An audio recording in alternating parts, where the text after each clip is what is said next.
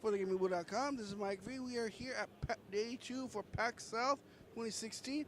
I'm in front of the Deckbound booth with Gareth Jenkins. Okay, so can you tell me a little bit about Deckbound? What type of game is it? Sure, yeah. So the game we're demoing this weekend is Deckbound Heroes. It's a turn-based collectible card game. It's based on the Deckbound platform, which allows you to use the same cards in multiple games. So we also have another game called Deckbound Quest, which is a single-player dungeon explorer, which we'll be launching the teaser trailer of in the coming weeks. But at the moment, we're concentrating on demoing Deckbound Heroes. It's quite familiar if you've played CCGs before. The thing that makes it different is that there is no random abilities, there's no deck draw mechanic, and you can see all your opponent's cards.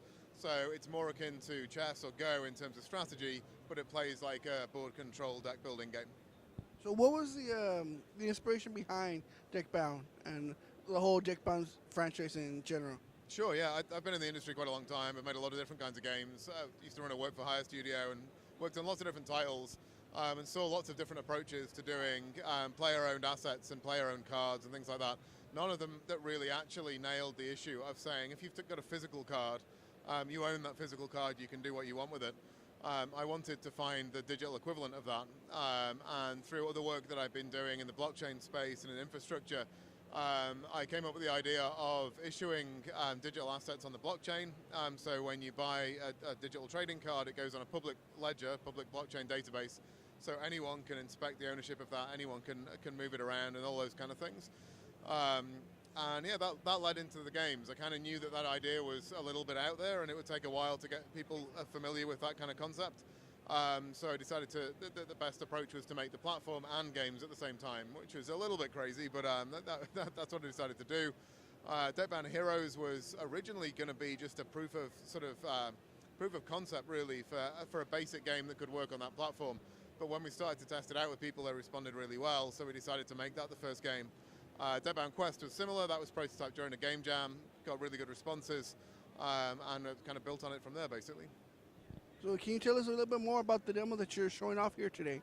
Yeah, sure. So we've got one map that we're showing off for Deckbound Heroes, which we call the River Map. It's a quite straightforward direct damage map. There's 4 outposts in the center of the map, and you fight for control of those outposts and to destroy your opponent. You win rounds by reducing your opponent's health to 0. And you win a game by winning 3 rounds, or 2 out of 3 rounds. So it becomes a balance of controlling the outpost to do damage and using your own abilities to attack the opponent directly. We currently have about 4 different maps that we're testing at the moment that all do different things. So the outposts in the jungle map, for example, do healing. The outposts in the ice map allow you to put up a wall. There's various different mechanics that interface with both your deck and the opponent and the map itself.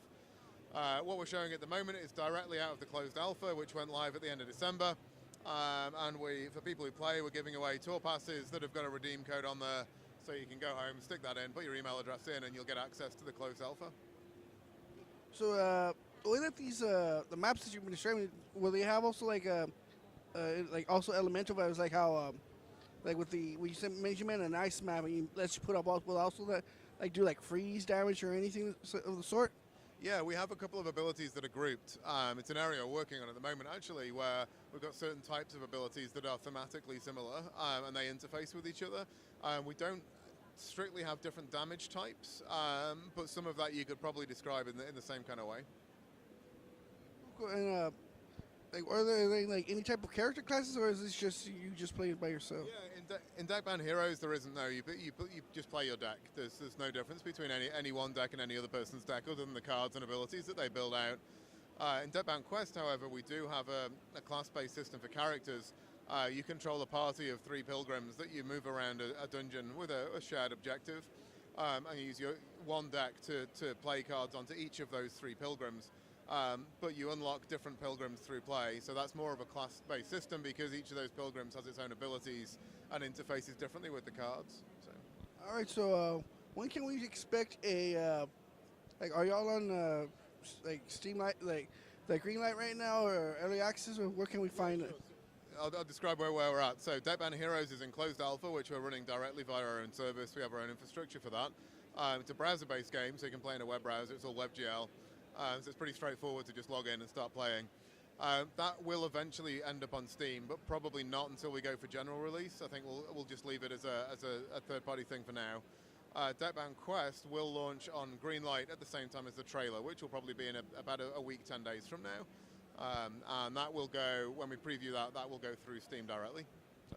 All right, cool. So thank you for having us here, and we're here at PAX South. If y'all still here, if you're for second day or for the last day, come by the Deckbound booth, check out the game, and have some fun. Thank you for having us. Thank you very much. Thank you very much.